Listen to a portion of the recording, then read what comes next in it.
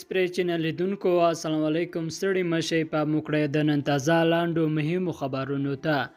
د افغانستان پر وضعیت خبره. بلینکن د هند او کویټ په سفر وتلی. د امریکا د بهرنیو چارو وزیر انتوني بلینکن د هند او کویټ په سفر وتلی دی. هغه زیاته کړې چې د دې سفر موخه یې په هند بسپیک او منځني ختیځ کې له خپلو همکارانو سره پر ګډو ګټو مرستې او ملاتړ خبرې اترې دي. دغه راز ویل کېږي چې نوموړی به په دې سفر کې له کویټي او هندي چارواکو سره د دوه اړخیزو موضوعاتو سربیره د افغانستان پر وضعیت هم خبرې وکړي. دا هند ته د امریکا د بهرنیو چارو د وزیر په توګه د بلینکن لومړنی سفر دی. بل ورته امریکا وایي د افغانانو پر وړاندې هیڅ ډول تاوتریخوالی د نه منلو دی. امریکا یو ځل بیا په افغانستان کې د تیرو 20 کلونو لاسته راوړنو پر خوندیتابه ټینګار کړی دی.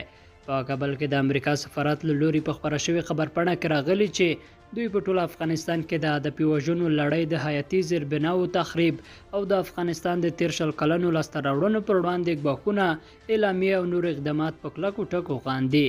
د یاد سفارت په خبره د هغه لاسته راوړنې دي چې دوی ترې په بشپړه توګه ملاتړ کړی دی. د ویلو دی چې په دې وروستیو کې په هیواد کې پراخو جګړو او تاوتریخوالي د عامه افغانانو ژوند هم تریخ کړی دی. ملګري ملتونه وایي ښکېل لوري باید پوه شي چې جګړه د حل لاره نه ده.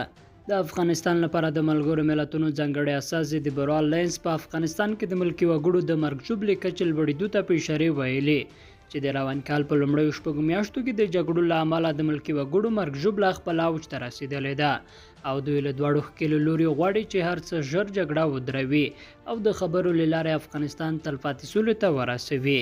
لیدونکو له ملتیا مننه. علامه مالشه.